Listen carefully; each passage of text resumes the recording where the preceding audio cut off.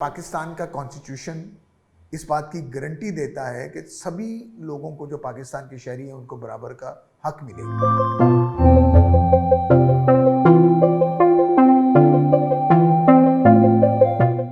Welcome to the show. आज हम एक इन कन्वर्सेशन विद के नए एपिसोड के साथ हैं और आज हमारे गेस्ट हैं कृष्ण शर्मा साहब, जो कि थरपाकर से हैं, ह्यूमन राइट डिफेंडर्स हैं, माइनॉरिटी राइट्स पे बेशुमार काम किया है, कॉन्स्टिट्यूशन पे काम किया है, मेरे पुराने दोस्त हैं, हमने बहुत सालों से जानते हैं एक दूसरे को और आज मैं उनका बहुत शुक्रिया अदा करता हूं कि उन्होंने ज्वाइन किया। Welcome to the show Krishna, कैसे हैं आप? बहुत बहुत शुक्रिया वसीम साहब।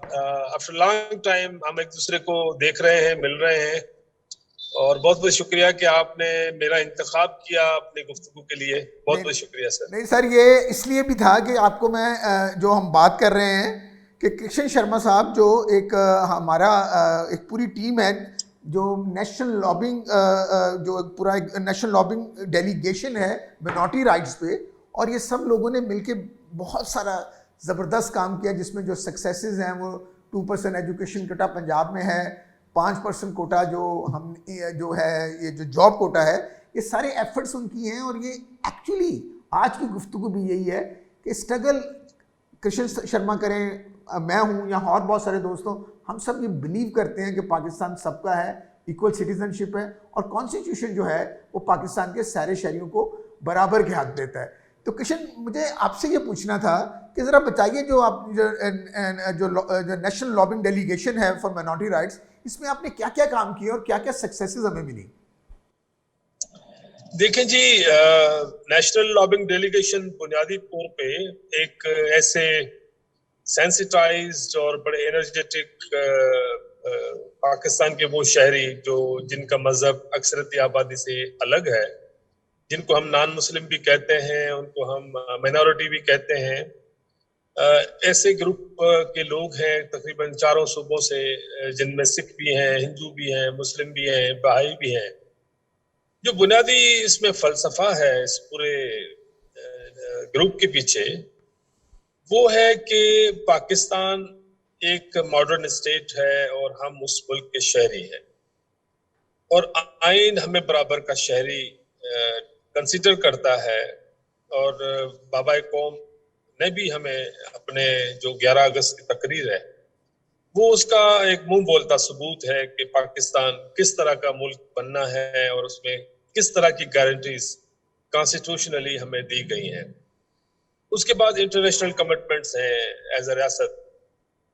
तो उसमें हमने देखा कि कहीं प्रैक्टिसेस में कुछ बायसेस हैं, कुछ प्रैक्टिसेस ऐसी हैं, कुछ मेमोरीज हैं तकसीम की, उनकी वजह से वो कुशादा दिली से कबूलियत उस तरह से है नहीं।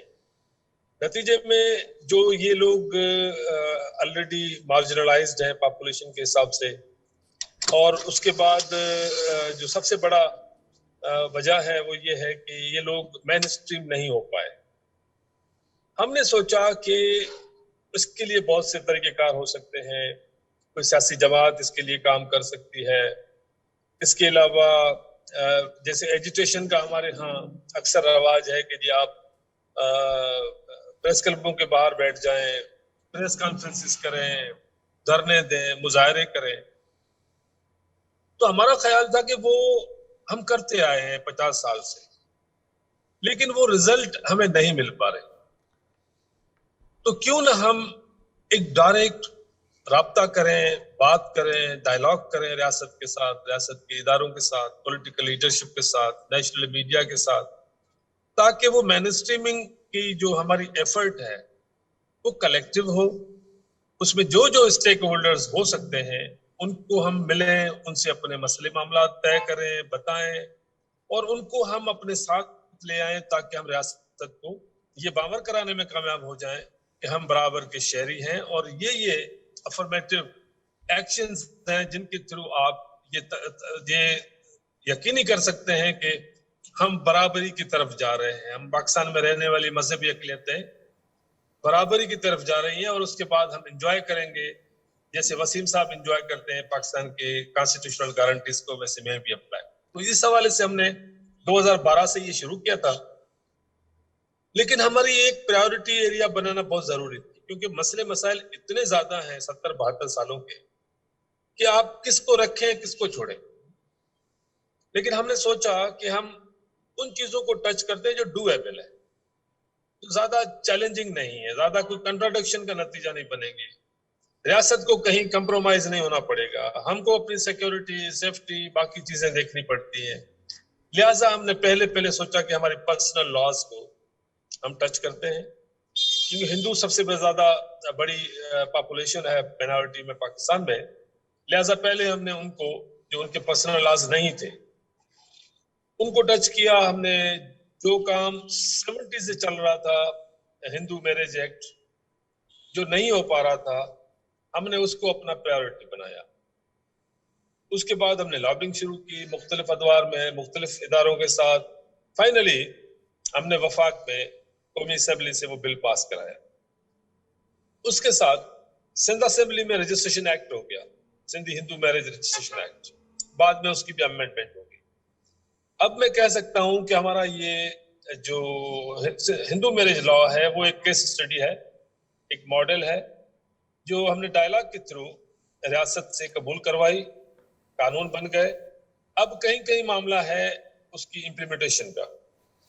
कुछ जगहों पे अभी तक रूल्स नहीं बने उस कानून के, तो उस पर हमारी लॉबिंग चल रही है। उसके बाद फिर हमने देखा कि यार जो 5% कोटा जो जस्टिस तसद्दुक़ हुसैन जिलानी साहब की जो 19 अगस्त 2014 की जो जजमेंट है, लैंडमार्क जजमेंट, उसमें जो डायरेक्शंस रियासत को दी गई हैं कि आप माइनॉरिटीज को इस तरह से एड्रेस करें, उसमें एक बुनियादी नुकता था 5% जॉब कोटा। फिर हमने एक असेसमेंट कराई, स्टडी कराई, इसमें मैं अगर और आपको हमारे रोक रहा हूँ थोड़ा सा कृष्णा, ये हम ऑडियंस को बताने के लिए कि पाकिस्तान का कॉन्स्टिट्यूशन इस बात की गारंटी देता है कि सभी लोगों को जो पाकिस्तान के शहरी हैं उनको बराबर का हक मिले, और इसके लिए ये होता है कि बाज़ एफर्मेटिव स्टेप्स करने पड़ते हैं। कुछ लोग हमारे तअस्सुब की वजह से या जैसे उन्होंने कहा कोई और रीज़न से पीछे रह जाएं, तो रियासत की ये जिम्मेदारी है कि आप उनको आगे लेके आएँ। और उस एफर्मेटिव स्टेप्स में जो ये एक बहुत लैंडमार्क जजमेंट है जिसकी ये बात कर रहे हैं, जिसमें ये कहा गया कि जी जो नॉन मुस्लिम्स हैं, ये कह लीजिए, या वो, तो उनको भी जॉब्स के अंदर, नौकरियों के अंदर 5% कोटा ज़रूर मिलेगा। और इसके सिलसिले में ये भी कहा गया कि अगर आपको वो कैंडिडेट्स आप नहीं रखते तो वो सीटें नहीं भरी जाएंगी। तो कृष्णा, मैंने आपसे पूछना है कि आप ज़रा बताइए कि आप क्योंकि इस पर बहुत क्लोजली वॉच करते हैं, तो क्या जो जॉब कोटा आपकी एफर्ट से और जो सुप्रीम कोर्ट की एक वर्डिक्ट से हमें मिला, तो क्या उसके ज़रिए वो जो जॉब्स की अपॉर्चुनिटीज़ लोगों को मिल रही है और इसकी पोजीशन क्या है? वसीम साहब, सबसे बड़ी जो मुझे यह बात बतानी है कि जब हमने बात शुरू नहीं की थी तो हमें लगता था कि हमारी कोई नहीं सुनेगा, और रियासत पता नहीं उसको किस तरह से लेगी, हमारे इस आर्ग्यूमेंट को, हमारी बात को। लेकिन जब हम मुलाकातें हमने शुरू की तो जिस किस्म का रेस्पॉन्स हमें मिला वो बहुत इंकरेजिंग था। जहां जहां गए मसले थे, कहीं कहीं मुख्तलिफ मिजाज के लोग बैठे हुए हैं, स्कूल ऑफ थॉट सबका अपना है, लेकिन हर जगह से एक स्पेस मिला, एक रूम मिला जिसमें हम बात कर पाते थे। अभी सिंध में, पंजाब में, केपीके में और वफाकी सतह पे 5% जॉब कोटा पे अमल शुरू हो चुका है, और काफी हद तक उस पर अमल हो रहा है। एडवर्टाइजमेंट में लिखा जाता है, उस पे अमल भी हो रहा है। कुछ जगहों पे हमारे पास कंप्लेंट्स आई हैं कि लोग जो हमारे ग्रेड 4 के या 1 to 4 ग्रेड की जो जॉब्स है, मैनुअल जॉब्स, माइनॉरिटीज के लोगों को उसमें फिट कर देते हैं, और फिर जस्ट जनरल नंबर में वो काउंट कराते हैं कि जी हमने माइनॉरिटी का 5% दे दिया। कृष्णा, यहाँ पे फिर मैं 1 मिनट के लिए आपको रोक रहा हूँ। अगर रियासत ये कर रही है तो आप समझिए कि रियासत अपना फ़र्ज़ पूरा कर रही है। रियासत के मुतालिक कहा जाता है वो माँ की तरह है। रियासत की जिम्मेदारी है जो कॉन्स्टिट्यूशन, क्योंकि रियासत ने चलना है कॉन्स्टिट्यूशन के मुताबिक, और कॉन्स्टिट्यूशन में फंडामेंटल राइट्स में सभी शहरी बराबर है। और कृष्णा ने तो शुरू में कहा था कि कायदे आज़म ने ये कहा था कि पाकिस्तान में रहने वाला कोई हिंदू हिंदू नहीं, कोई मुस्लिम मुस्लिम नहीं, कोई सिख सिख नहीं। वो मजहबी वाले से नहीं मैं कह रहा, एज ए शरीयत कह रहा हूँ कि पाकिस्तान में वो सब बराबर है। तो वही बराबरी जो हमारे आइन कहता है, जो हमारा कायदे आज़म कहते हैं, वही बात आप कह रहे हैं, तो वो बात सुनेंगी।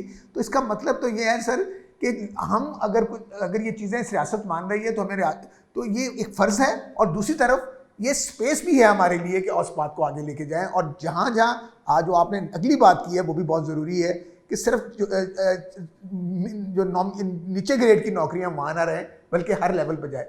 इसके लिए एक सवाल जो मैं आयरा से बात कर रहा था, तो उन्होंने कहा उसमें वो एक एक्सक्यूज़ पेश किया जाता है, एक उज़र पेश किया जाता है जी कि उन सीटें इसलिए खाली रह जाती हैं कि उसमें हमारे पास सूटेबल कैंडिडेट्स नहीं मिलते, वो डिग्रियां नहीं मिलती। तो क्या ये बात, और उसके लिए फिर एक आप लोगों की एफर्ट के बाद पंजाब में शुरू हुआ है, और हम उम्मीद कर रहे हैं कि बाकी सूबों में भी होगा, 2% एजुकेशन कोटा भी मिला है। इसमें कुछ बताइए। देखिए, इस हवाले से ये इशू आ रहा है मुख्तलिफ जगहों पे, और ये पहली दफा तजर्बा हमें तब हुआ जब हम IG motorway AD Khwaja Sahab से मिले। उन्होंने रिसेंटली को 1000 के करीब आसामियां पुर की थी अपने डिपार्टमेंट में। तो उन्होंने ट्रूली विथ ट्रू स्पिरिट जो रूह है 5% जॉब कोटा की, उसने उस पर अमल किया था। और वो बता रहा था कि मेरी बलूचिस्तान में, केपीके में, के पंजाब में ये इतनी निशस्तें खाली हो गई इसलिए कि मेरे पास कैंडिडेट नहीं था। जो सिंध की सूरत हाल थोड़ी डिफरेंट है। सिंध में इस वक्त जो हिंदू पॉपुलेशन है वो कॉम्पिटिटिव प्रोसेस का हिस्सा है, उसके पास अपॉर्चुनिटीज हैं, लेकिन वो अपॉर्चुनिटीज यहाँ शहरों तक तो हैं, लेकिन बाकी लोग शहरों तक एक्सेस नहीं होता। तो मैं समझता हूं कि ये क्योंकि 70 साल का गैप है, जो अपॉइंटमेंट्स हुई हैं उसमें कंसीडर नहीं किया गया, तो वो अगर हम कोटा को देखेंगे तो बहुत बड़ा फिगर है। और वो आस्ता आस्ता हम भी लोगों की मजबूरियां समझते हैं, इदारों की मजबूरियां समझते हैं, लेकिन हम अगर ये बात कंटिन्यू रखेंगे तो रियासत की अगर माँ जैसी है तो वो कृष्ण शर्मा के लिए भी है, तो वसीम साहब के लिए भी है। इसके लिए हमें एफर्ट करनी है और हम कर रहे हैं, और हम बहुत मसलन इसमें पूरी उम्मीद है कि जिस तरह से रेस्पॉन्स आ रहा है वो पॉजिटिव रिजल्ट्स लाएगा। जो सप्लाई लाइन है वो बहुत बड़ा क्वेश्चन है, तो सप्लाई लाइन के लिए भी हमारी एफर्ट्स जारी हैं, लॉबिंग जारी है। हम मुख्तलिफ यूनिवर्सिटी इदारों से मिल रहे हैं, पॉलिसी साज इदारों से मिल रहे हैं, प्लानिंग के लोगों से मिल रहे हैं, ताकि हम इसको एक फॉर द टाइम बीइंग एक कोटा का ये जो रिजर्वेशन है ये रखें, ताकि हम जो मैन स्ट्रीमिंग का प्रोसेस है उसको हम कॉम्प्लीमेंट करें और हम मैन स्ट्रीमिंग की तरफ आस्ता आस्ता बढ़ते जाएं। जैसे कृष्ण ने कहा, ये बात बिल्कुल सच है कि मेरिट एजुकेशन पे जो कोटा की बात की जा रही है वो मेरिट को कम करने की बात नहीं की जा रही।